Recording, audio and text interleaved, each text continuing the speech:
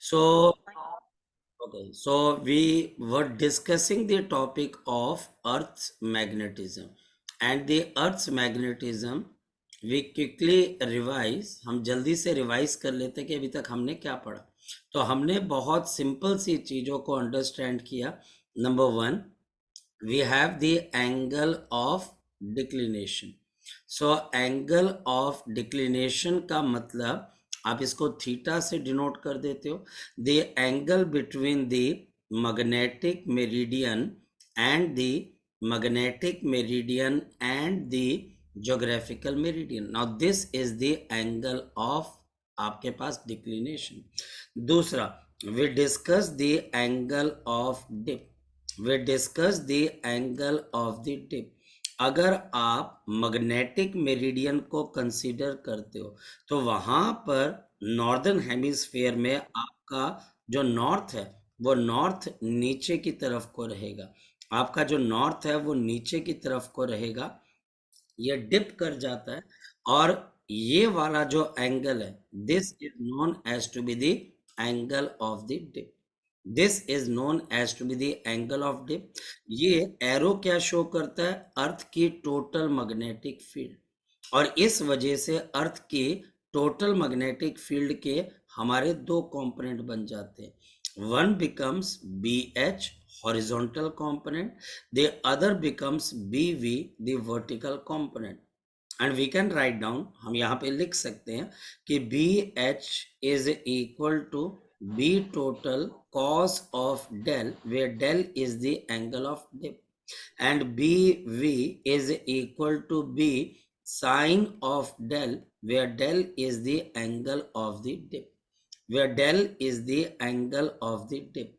Number one, अगर आप इन दोनों को स्क्वेयर कर देते हो, यानी बी एच का square and plus of B V का square, now this becomes equal to B square.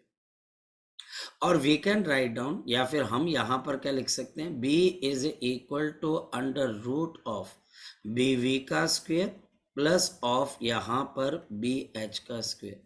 और दूसरी चीज, angle of tip.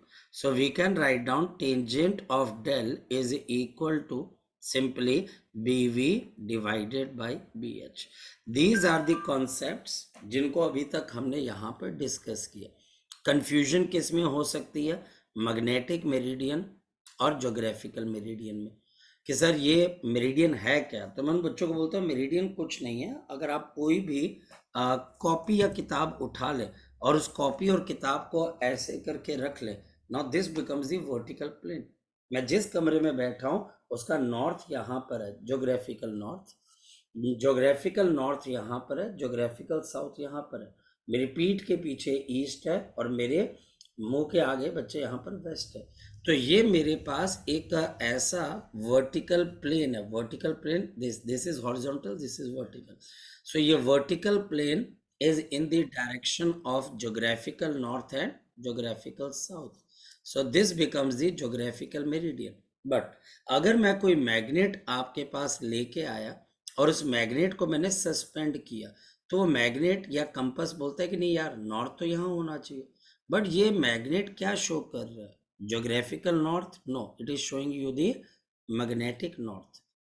Magnetic north. So magnetic north and the magnetic south. अब ये स्लाइटली डिविएट हो जाता है, स्लाइटली डिविएट, जो according to the compass. Compass ये बोलता है कि जो आपका मैग्नेटिक नॉर्थ है वो ज्योग्राफिकल नॉर्थ से थोड़ा सा अलग एंगल पे है, थोड़ा सा 11.2 डिग्री के फर्क के ऊपर आपके पास आ जाता है. और इस वजह से the vertical plane below this line is known as to be the magnetic meridian, and the angle between these two vertical planes is known as to be the angle of declination. Geographical north और south axis of rotation पे depend करता है. हमारी अर्थ जिस axis के आसपास घूम रही है उसको हम नॉर्थ और साउथ से इंडिकेट कर देते हैं, ज्योग्राफिकल. और मैग्नेटिक नॉर्थ और मैग्नेटिक साउथ किसकी वजह से? अर्थ की मैग्नेटिक प्रॉपर्टी की वजह से. अर्थ की मैग्नेटिक प्रॉपर्टी, जब लोगों ने बहुत बार ये ऑब्जर्व किया कि हमारा जो लोड स्टोन, मैग्नेट का एक नाम लोड स्टोन है, बार बार इधर शो कर रहा है, इधर जा रहा है, इधर जा रहा है, तो लोगों को पहले से पता था कि इसको तो हम नॉर्थ बोलते हैं, तो उन्होंने नाम क्या दे दिया, नॉर्थ का नाम दे दिया, क्योंकि नॉर्थ को ही की तरफ ही भाग रहा था। मेरी बात को आप समझना, इस वजह से इसको मैग्नेटिक नॉर्थ बोला जाता है और मैग्नेटिक साउथ। लेकिन मैं फिर एक बात कहूंगा, कंफ्यूज नहीं होना, जिसको आप यहाँ पर मैग्नेटिक नॉर्थ बोलते हो, एक्चुअल के अंदर it should be termed as to be the magnetic south. अब आप खुद से सोचो कि आप कितने कंफ्यूज हो रहे हो। तो उस वक्त जिन लोगों के पास टेक्नोलॉजी नहीं थी, कुछ नहीं था, तो उनके लिए बहुत इजी था ये इंडिकेट कर देना, चलो इसको भी हम नॉर्थ बोल देते, उन्हें ज्यादा सोचा नहीं। ठीक है, चलो अब चलते हैं, थोड़े बहुत क्वेश्चन देखते हैं और फिर देखते हैं कि हम यहाँ पर आगे क्या क्या कॉन्सेप्ट डेवलप कर सकते हैं, देखते हैं। तो हमारे पास यहाँ पर बहुत सिंपल सा कॉन्सेप्ट है और क्वेश्चन आपके पास क्या है, ध्यान से समझना। कैलकुलेट, आपको यहाँ पर कैलकुलेट करना है, calculate the angle of dip, calculate the angle of the dip at a place, calculate the angle of dip at a place where, जहां पर आपके पास the BH, जो आपके पास यहाँ पर BH है वो 0.4 गॉस है, और BV this is equal to 0. आपके पास 3 गॉस। एंड आल्सो फाइंड, और साथ ही साथ आप निकालिए, and also find the earth's total field, the earth's total magnetic field at this place, the earth's total magnetic field at this place, the earth's total magnetic field at this place, at this place। अब इस question को कैसे करेंगे, क्योंकि मुझे यहां पर एक चीज समझने की कोशिश करनी है। एक तो टीचर एंगल ऑफ डिप पूछ रहा है और टोटल मैग्नेटिक फील्ड पूछ रहा है, तो angle of dip tangent of del, this is given by BV upon BH, or we can write down tangent of del BV which is 0.3 and BH which is 0.4. So we can write down tangent of del is equal to 3 divided by 4। और ये चीज मुझे पता है कि आपके पास अगर कहीं पर एक ट्राइंगल है और इस ट्राइंगल के अंदर this is 3, this is 4 and this is 5, तो ये एंगल इज 37 डिग्री। सो यहां पर angle of dip the del will be equal to 37 degree. Next one, the total earth magnetic field, आपके पास यहां पर अर्थ की टोटल मैग्नेटिक फील्ड किसके बराबर होगी। So the B is given by under root of, this is given by B V का square plus of B H का square. So we can write down under root of 0.3 का whole square plus of 0.4 का whole square, और इसको solve अगर हम करें तो आपके पास 0.09, 0.16, 0.25 and this will be under root of 0.25 and this is equal to 0.5 cos। तो ये क्वेश्चन का आंसर आ जाएगा। सो यहाँ पे टीचर क्वेश्चन को ज्यादा घुमा नहीं पाया, तो यहाँ पे टीचर ने डायरेक्ट आपको बीवी और बीएच दे दिया। मुझे वेक्टर्स की समझ होनी चाहिए या थोड़ी बहुत मैथमेटिक्स, और मैं बड़े आराम से क्या निकाल सकता हूँ आपका, एक तो एंगल ऑफ डिप और दूसरा मैं निकाल सकता हूँ अर्थ की total magnetic field. Teacher 4 factors के आसपास घूमेगा, ठीक है, तो ये चारों फैक्टर्स कौन कौन से हैं, अर्थ की टोटल मैग्नेटिक फील्ड, बीवी, बीएच, और लास्ट फैक्टर है एंगल ऑफ डिप। ये चारों के बीच में ही क्वेश्चन फ्रेम होंगे। चलो आगे चलते हैं। सो नेक्स्ट हमारे पास अब क्या टॉपिक आता है, बड़ा इंटरेस्टिंग टॉपिक आता है, and this interesting topic is known as to be the apparent angle of the tip।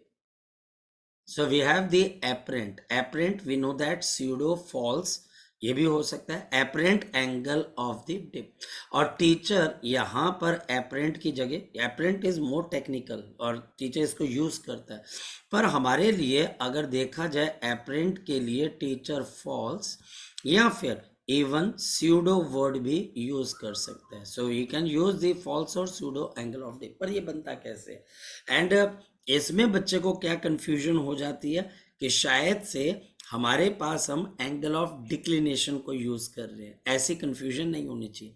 अब होता क्या है किसी भी प्लेस के अंदर this is the true magnetic meridian, आपके पास यहां पर we can write down this is the true magnetic meridian, किसी भी प्लेस के अंदर this is the true magnetic meridian, ये ट्रू है। अच्छा, ट्रू मैग्नेटिक मेरिडियन मतलब, ट्रू मैग्नेटिक मेरिडियन कैसे पता लगेगा? जहां पर आपका हॉरिजॉन्टल कंपास आके रुकता है। आपके पास दो कंपास होते हैं, एक कंपास जो हॉरिजॉन्टल प्लेन में घूमता है, वो अर्थ की हॉरिजॉन्टल मैग्नेटिक फील्ड के हिसाब से काम करता है, और एक वर्टिकल आपके पास कंपास होता है जिसको मैंने बताया था डिप सर्कल, वो वर्टिकल प्लेन में घूमता है और वो एंगल ऑफ डिप ढूंढने की कोशिश करता है। तो यहां पर ये ट्रू एंगल ऑफ आपके पास यहाँ पे डिप आ जाएगा। Now this is the true magnetic meridian, मैं इसको नाम दे देता हूं, we have the true magnetic meridian, T M और एम। कैसे पता लगेगा? एक ऐसे कंपास से जो हॉरिजॉन्टल प्लेन में घूमता है। Now this is horizontal and this is vertical, तो वो हॉरिजॉन्टल प्लेन के अंदर घूम रहा है, जहां पे आके रुक गया। Now this is the magnetic meridian. फिर मैं डिप सर्कल लेके आऊंगा और डिप सर्कल का मैग्नेट वर्टिकल प्लेन में रोटेट होगा। बहुत, जिसको बोल सकते हैं मुश्किल प्रोसेस है भाई, इतना आसान नहीं है। सो ये मेरे पास आ गया ट्रू एंगल ऑफ डिप। अब सपोज कि किसी पर्सन से गलती हो गई, मुझसे भी हो जाती है, आपसे भी हो जाती है, और उसने क्या किया, कोई और मैग्नेटिक मेरिडियन पकड़ लिया, थोड़ा सा इधर हो गया, थोड़ा सा उधर हो गया ना, और ऐसे में वो एक नया एंगल ऑफ डिप निकाल लेता है जो कि फॉल्स एंगल ऑफ डिप है। जैसे कि यहां पर इस पर्सन से हुई एक गलती, और जब इससे गलती हुई तो इसने कोई और मैग्नेटिक मेरिडियन पकड़ लिया, ये वाला मैग्नेटिक मेरिडियन पकड़ लिया, ये मैग्नेटिक मेरिडियन इस पर्सन ने क्या किया, पकड़ लिया, ये वाला ऐसे करके। अब जब इसने इस मैग्नेटिक मेरिडियन को पकड़ा तो हमारे पास यहां पर ये एंगल बन गया थीटा। अब बच्चा थीटा को दिमाग से जोड़ेगा किसके साथ? एंगल ऑफ डिक्लिनेशन के साथ। भाई ऐसा नहीं करना, ऐसा बिल्कुल नहीं करना है। Angle of declination magnetic meridian और ज्योग्राफिकल मेरिडियन के बीच में, और ये वाला एंगल थीटा किस किस के बीच में? आपके पास ट्रू मैग्नेटिक मेरिडियन और आपका एपरेंट या फिर आपका फॉल्स या new magnetic meridian. So this is a false magnetic meridian या सेकेंड मैग्नेटिक मेरिडियन। ऐसा हो सकता है, अरे क्यों नहीं हो सकता, थोड़ी सी डिविएशन हुई और आपका एंगल ऑफ डिप क्या हो गया, चेंज हो गया। जब कोई पर्सन से गलती हुई, एंगल थीटा पे उसने डिप सर्कल को रखा, तो वहां पर एक नया आपके पास क्या आ गया, मैग्नेटिक आपके पास यहाँ पर मेरिडियन, और वहां पर एंगल ऑफ डिप चेंज होकर क्या हो गया, डेल डैश। अब ये डायग्राम ना बच्चों की प्राण ले लेता, बच्चा बोलता है सर ये क्या, सर ये कैसे बना रहे हो आप? अरे कुछ नहीं, समझो, मेरे पास ये किताब है ना, ये किताब है, इस किताब के अंदर इसको ओपन कर लेते हैं, ये ओपन कर ली। अब यहाँ पर इस किताब को जब ओपन किए तो दो वर्टिकल प्लेन मिले, एक ये वाला एक ये वाला, इनके बीच का आपको एंगल नजर आ रहा होगा, ये देखो ये वाला एंगल, यहाँ पर कौन सा एंगल है, थीटा एंगल है, ये ट्रू एंगल ऑफ डिप है। यहां पर अर्थ की magnetic field angle of dip क्या बना रही है, डेल, और यहां पर आपके पास दूसरे के अंदर वो क्या बना रही है, आपके पास false angle of dip, apparent angle of dip या pseudo angle of dip, del dash. ये थोड़ा सा अब मेहनत करने वाला काम है, यहीं पर बच्चा फंसेगा। और अच्छी बात क्या है, इस साल ये टॉपिक सीबीएसई में नहीं है, तो आपको तो मेहनत करनी पड़ेगी, आपको तो बच्चे एक्स्ट्रा यहाँ पर काम करना पड़ेगा। इसी डायग्राम को मैं एक और तरीके से दिखाने की कोशिश करता हूँ। ये देखिए, ये डायग्राम ऐसे बना, ये डायग्राम ऐसे बना, ये डायग्राम आपके पास मैं ऐसे भी शो कर सकता हूँ, ये देखिए ऐसे। अब अगर मैं ऐसे शो करता हूँ, यहाँ से भी आपको थोड़ी बहुत पिक्चर तो क्लियर होनी चाहिए। ये दो आपके पास यहाँ पर मैग्नेटिक मेरिडियन है, और ये इनके बीच का एंगल आ गया थीटा, जिसमें से एक आपके पास यहां पर एंगल बना रहा है, this is the angle of dip which is del, और दूसरे के अंदर आपके पास एंगल कितना बना रहा है, आपके पास यहां पर बना रहा है डेल डैश। दो अलग अलग प्लेन्स है, और हमारे पास इन दोनों अलग अलग प्लेन्स के अंदर से ये मेरे पास यहां पर ट्रू है, और ये आपके लिए यहां पर क्या आ गया, फॉल्स आ गया। तो जो ट्रू वाला है वहां से कहानी को शुरू करते हैं। ट्रू वाले के अंदर ये आपके लिए किसके बराबर है, तो आप बोलोगे सर बी वी। ये आपके पास किसके बराबर है, तो यहां पर आप बोलोगे सर बी एच। ये तो यहां पर भी नजर आ रहा है, ये चीज है। तो अगर मैं आपको बोलूं ट्रू एंगल ऑफ डिप कितने के बराबर होगा, true angle of the dip ये कितने के बराबर होगा, तो आपका जवाब होगा tangent of del is equal to B V upon आपके पास क्या आ जाएगा, बी एच। ये कौन सी इक्वेशन आ गई, ये फर्स्ट इक्वेशन आ गई। लेकिन जब आप फॉल्स एंगल ऑफ डिप की तरफ को जाते हो तो वहां पर क्या फर्क पड़ता है, नेचुरल सी बात है, अगर एंगल चेंज हो रहा है तो कुछ ना कुछ तो चेंज हो रहा होगा। वेक्टर को डिप्लॉय करते हैं, अगर मैं वेक्टर को डिप्लॉय करूं, और ध्यान से देखना इन दोनों के अंदर एक चीज कॉमन है, इन दोनों के अंदर एक चीज कॉमन है, आप अप्रिशिएट करोगे इस चीज को। इन दोनों के अंदर एक चीज कॉमन है, बताओ कौन सी बच्चे, बीवी। ये दोनों के बीच में एक चीज कॉमन है, बीवी, यानी कि vertical component of the earth field. इस कॉपी के अंदर मैं कोई भी पेज को ओपन करूं, कोई भी पेज को, क्या चीज कॉमन रहेगी आपके पास, ये वाली लाइन जो कि वर्टिकल है। और जो हॉरिजॉन्टल कंपोनेंट है, ये देखो, ये वाला नीचे बना दे या ऊपर बना दे, now this is the horizontal component B H. और अगर ये एंगल थीटा है तो आपके पास यहां पर इसका कौन सा कंपोनेंट आ जाएगा, so we can write down B H into cos of theta. यानी कि जब आप एपरेंट एंगल ऑफ डिप को निकालने जाओगे तो कौन सा कंपोनेंट सेम रहेगा, वर्टिकल कंपोनेंट, और कौन सा कंपोनेंट स्प्लिट हो जाएगा, तो हॉरिजॉन्टल कंपोनेंट। इसका मतलब मैं अगर इस कमरे में खड़ा हूं और इस कमरे में अगर मैं गोल घूम गया तो बच्चे वर्टिकल कंपोनेंट मेरी बॉडी में से सेम ट्रेवल करेगा। लेकिन मैं यहां पर खड़ा हूं, ये बी एच, ये यहां पर आ गया बी एच डैश, यहां पर आ गया बी एच डबल डैश। मेरी बात को आप समझ पा रहे हो, अगर मैं अर्थ के ऊपर ट्रेवल कर रहा हूं अपनी जगह पे और मैं घूम रहा हूं किसी जगह पे, तो जब मैं एक जगह पे गोल घूम रहा हूं तो अर्थ की मैग्नेटिक फील्ड का हॉरिजॉन्टल कंपोनेंट, जैसे मैं यहां पर खड़ा हूं तो हॉरिजॉन्टल कंपोनेंट ये गया, जब मैं खड़ा होता हूं तो मेरी बॉडी में से हॉरिजॉन्टल कंपोनेंट यहां से ऐसे निकल जाएगा, समझो, ये मेरी बॉडी में से हॉरिजॉन्टल कंपोनेंट पास हो रहा है, और ये कौन सा कंपोनेंट है, वर्टिकल। तो हॉरिजॉन्टल कंपोनेंट और आपका वर्टिकल कंपोनेंट ये आपकी बॉडी में से हमेशा पास हो रहे होते हैं। और जब मैं यहाँ पर घूम रहा हूँ एक इस तरीके से हॉरिजॉन्टल सर्कल के अंदर अगर मैं घूम रहा हूँ, तो इसका मतलब है हॉरिजॉन्टल कंपोनेंट आपके पास चेंज होगा और वर्टिकल कंपोनेंट क्या रहेगा बच्चे, वो इंटैक्ट रहेगा।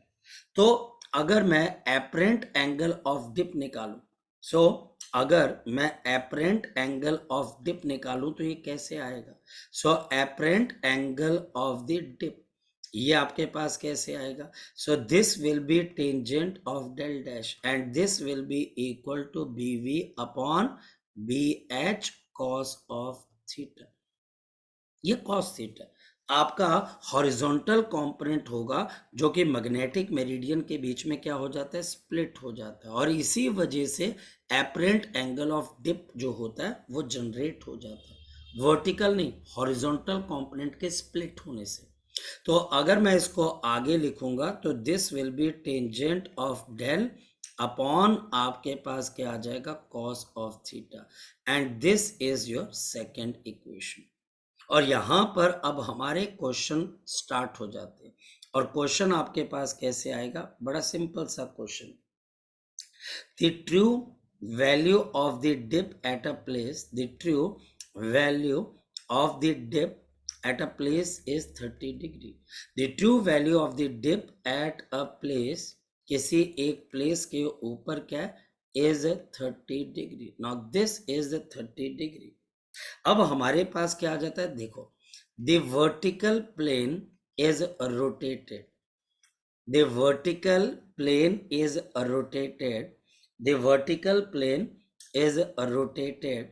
जो वर्टिकल प्लेन है आपने उसको रोटेट किया बाई 30 डिग्री. समझ आए? मेरे पास यहां पर आपका ट्रू एंगल ऑफ डिप कितने के बराबर है? 30 डिग्री के बराबर. अब आपने क्या किया, इसको 30 डिग्री के प्लेन से रोटेट कर दिया, यानी कि आपको क्या मिल गया? आप नया आपका magnetic meridian. So calculate the new angle of dip. Calculate the new angle of dip. Calculate the new angle of dip. या calculate the angle of dip which is apparent now. Calculate the angle of dip which is apparent now. अब आपको apparent angle of dip को निकालना. बड़ी simple सी बात है. Solution देखो जरा बच्चे, मैंने आपको यहां पर क्या बात समझाई कि हमारा जो मैग्नेट है वो मैग्नेटिक मेरिडियन की तरफ अलाइन होना चाहता है. ये आपका मैग्नेटिक आपके पास मेरिडियन है और हमारे पास हमारे मैग्नेट को अगर आप देखते हो तो वो इसी डायरेक्शन में अलाइन रहना चाहता है, ये वाला. पर ये जो मैंने लाइन बताई है ये BH है. देखो BH रहता है बच्चे, ये हॉरिजॉन्टल है आपके पास, ठीक है. और फिर मेरे पास यहाँ पर एक नया आपके पास क्या आ गया? प्लेन आ गया. ये नया प्लेन आ गया है ना. ये नया प्लेन आपके पास यहाँ पर कितने एंगल के ऊपर है? 30 डिग्री पे. अब अगर ये मेरे पास BH है तो बताओ यहाँ पर इसका आपके लिए कौन सा कंपोनेंट बन जाएगा? तो आंसर है कि यहां पर मेरे पास बन जाएगा BH cos of 30 degree. BV जो यहां पर है वो सेम रहेगी. ये हमारे पास एक मैग्नेटिक मेरिडियन है, याद रखना. और ये आपके लिए फॉल्स मैग्नेटिक मेरिडियन है. ये आपके पास BV ऐसे है, दोनों के लिए कॉमन आपके पास रहेगी. So this is the old angle of dip और मुझे इस प्लेन पे क्या निकालना है? नया एंगल ऑफ डिप. तो आपके लिए नया एंगल ऑफ डिप कैसे आएगा? Tangent of del dash, tangent of del upon मेरे पास यहां पर cos of 30 degree. You can sir बोलो बोलो बोलो बोलो सिया. बीवी हर जगह ही कांस्टेंट रहेगा हर एक सिचुएशन में. बीवी, हाँ बीवी कांस्टेंट रहेगा, बिल्कुल सही बोला तूने.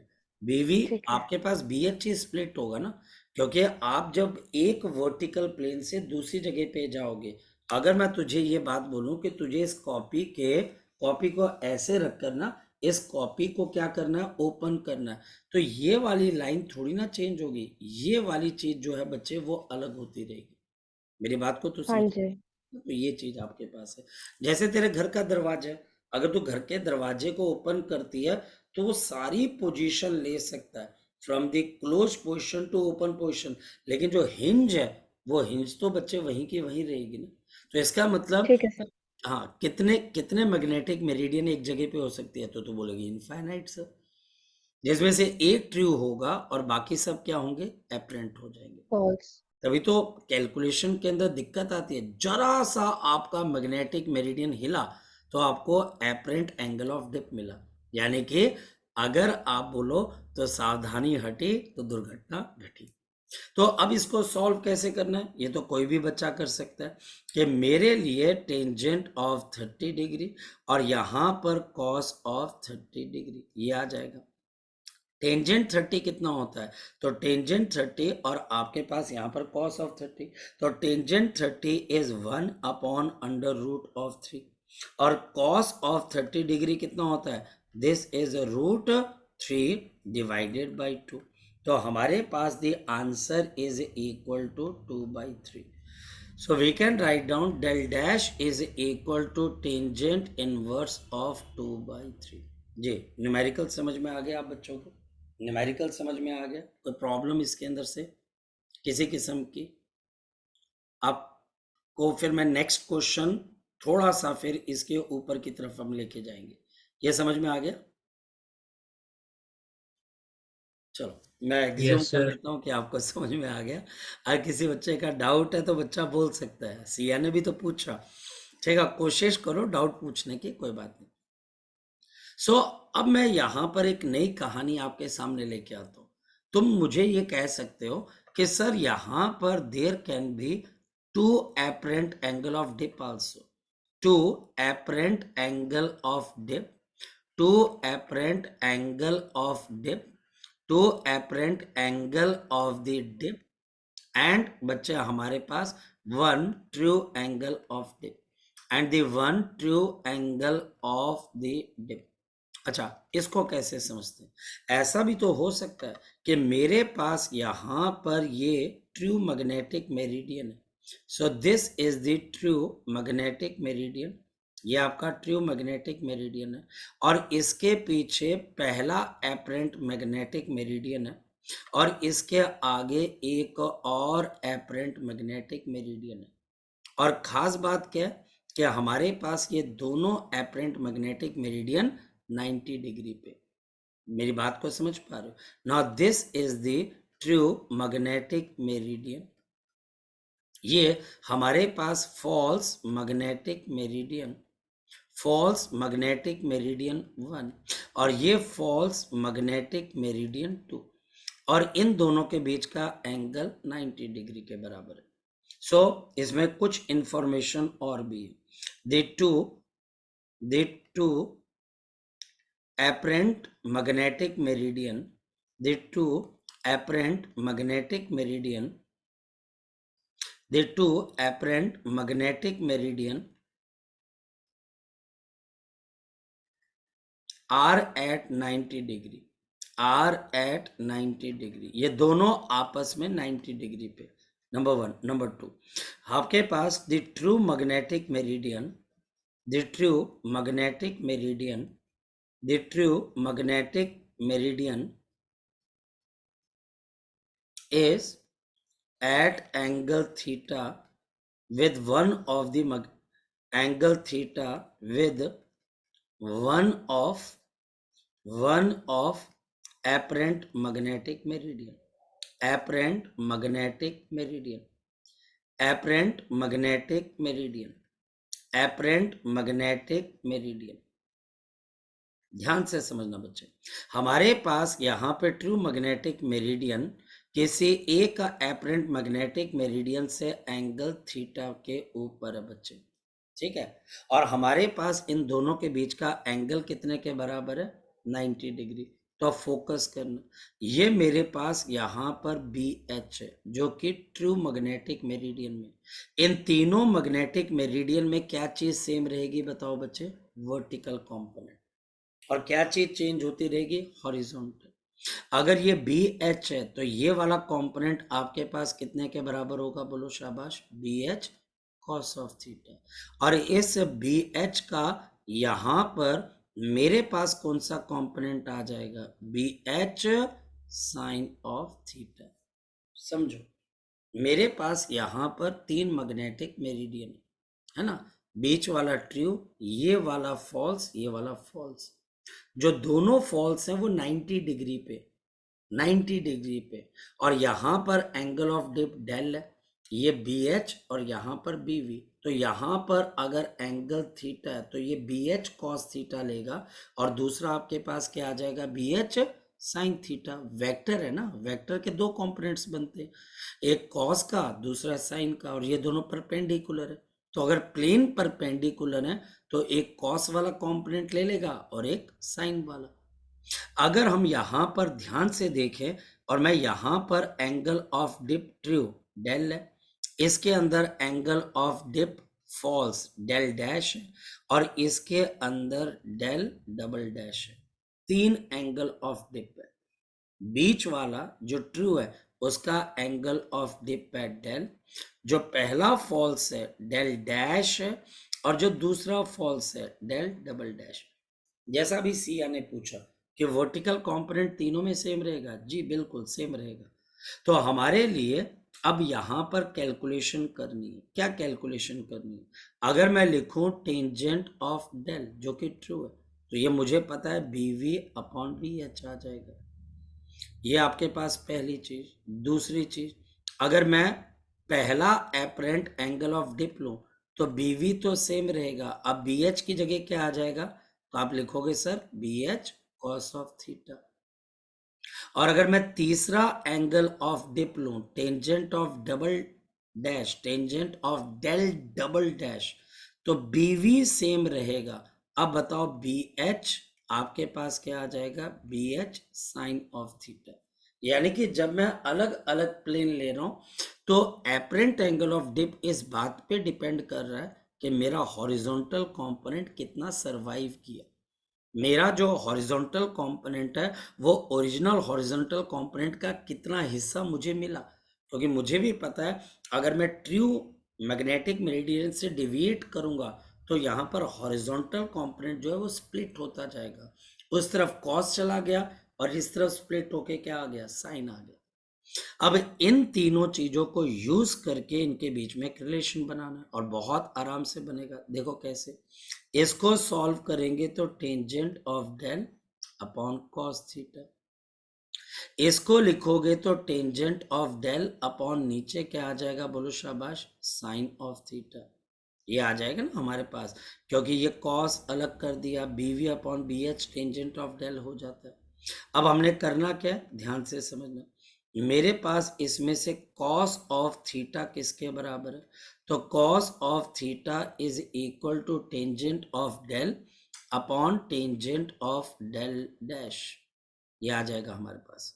नेक्स्ट मेरे पास साइन ऑफ थीटा, तो साइन ऑफ थीटा मेरे पास कितने के बराबर आ जाएगा, tangent of del upon tangent of del double dash. मुझे इतना पता है cos square theta plus sine square theta, ये आपके पास किसके बराबर होता है, 1 के बराबर। So we can write down cos square theta plus of sine square theta, ये 1 के बराबर होता है। सो इनको स्क्वेयर कर दिया तो tangent square del upon tangent square of del dash plus of tangent square of del upon tangent square of del double dash. बहुत इंपॉर्टेंट रिजल्ट दिखवा रहा हूं मैं आपको। ये आपके पास आ गया 1, यहां से कॉमन क्या आ जाएगा, tangent square of del, 1 upon tangent square del dash, तो cot square del dash plus of, यहां पर 1 upon tangent square of del double dash, तो cot square of del double dash. ये कॉट स्क्वेयर ऑफ आपके पास क्या आ जाएगा, डेल डबल डैश आ जाएगा। अब हमने करना क्या, बड़े ध्यान से समझना, 1 upon tangent square of del, तो 1 upon tangent square of del किसके बराबर आ जाएगा, cot square del is equal to cot square del dash plus of cot square of del double dash. अब इस रिजल्ट को भी आपने मेमोरी के अंदर रखना। ये स्टैंडर्ड रिजल्ट्स हैं, these are the standard results. और जब तक ये सीबीएसई के सिलेबस में था तब तक आपको ये प्रूव करने के लिए भी आ सकता था। देखिए अभी तो ये हटा दिया गया सीबीएसई में, पहले इसको प्रूव करने के लिए आता था। और एक बार इसको पंजाब बोर्ड ने अपने बोर्ड एग्जामिनेशन में, मतलब कि आई वाज सरप्राइज, मैं सरप्राइज हो गया था सही में कि मैं, यह पंजाब बोर्ड ने, क्योंकि एक बात आए थे, अच्छा पंजाब बोर्ड ने इतना अच्छा क्वेश्चन, बहुत बढ़िया क्वेश्चन है ये, प्रूव करने के वजह से भी बहुत बढ़िया, और वैसे भी बहुत बढ़िया कि मुझे अगर दो अलग अलग एपरेंट एंगल ऑफ डिप दे दिए जाए तो मैं ट्रू एंगल ऑफ डिप को निकाल सकता हूँ। तो बहुत मुश्किल चीज नहीं है। कैसे आपके पास होगा मैं समझाता हूँ। हमारे पास यहाँ पर क्वेश्चन कैसे आएगा इस कॉन्सेप्ट के ऊपर, तो हमारे पास इस कॉन्सेप्ट पे क्वेश्चन कुछ इस तरीके से आएगा। तो क्वेश्चन हमारे पास क्या, फोकस करना, हमारे पास यहाँ पर क्वेश्चन कुछ इस तरीके से है, if the two apparent angle of dip, if the two apparent angle of the dip, if the two apparent angle of the dip, if the two apparent angle of the dip is 30 degree and 60 degree, where 30 degree and 60 degree at a given place, at a given place, at a given place, calculate the true angle of dip at that place. Calculate the true angle of dip angle of the dip at that place, at that place, at that place, यानी कि उस जगह पे हमारे पास यहां पर कितना true angle of dip हो जाएगा। तो सॉल्यूशन जरा चेक कर लेते हैं कि हम कहना क्या चाह रहे हैं। हम यहां पर ये कहना चाह रहे हैं कि we have del dash is equal to 30 degree, del double dash is equal to 60 degree, और मुझे यहां पर क्या बताना है, डेल की वैल्यू। क्या मैं डायरेक्ट फॉर्मूला यूज कर सकता हूं? अरे तभी तो करवा रहा हूं। Cot square of del and cot square of del dash plus of cot square of del double dash. तो we have cot square of del, cot square of del dash, तो कॉट स्क्वेयर या फिर simple cot of 30 degree का whole square, cot of 30 degree का आपके पास whole square and plus of cot of 60 degree का आपके लिए यहां पर क्या हो जाएगा, होल स्क्वेयर। सो अब इसकी वैल्यू कैसे आ जाएगी, we can write down the cot square of del, तो this is under root of 3 का whole square and plus of, now this will be equal to 1 upon under root 3 का whole square. So cot square of del 3 plus of 1 by 3. So we have cot square of del is equal to 10 divided by 3, or we can write down the cot of del, the cot of del under root of 10 by 3, or del is equal to cot inverse of under root of क्या आ जाएगा, 10/3। तो ये आपके पास यहां पर आपका क्या आ जाएगा, रिजल्ट आ जाएगा। ये बच्चे हमारे पास यहां पर आपका क्या आ जाएगा, रिजल्ट आपके पास आएगा। कोई बहुत मुश्किल चीज नहीं, बहुत आसान सी चीज है। आप में से कोई बच्चा इस क्वेश्चन को बड़े आराम से कर सकता है, कोई डिफिकल्टी ही नहीं है कि आप इस क्वेश्चन को ना कर पाओ। फिर भी अगर किसी बच्चे का कोई डाउट है तो बच्चा मुझे यहाँ पर पूछ सकता है किसी बच्चे का कोई डाउट? आदित्य, नहीं सर। Dinesh, Gaurika? No sir. No sir. बहुत सिंपल, बहुत सिंपल। हाँ, मैं इतना सिंपल तो मैं बोल रहा हूँ, लेकिन हाँ, you have to be very cautious while reading the question.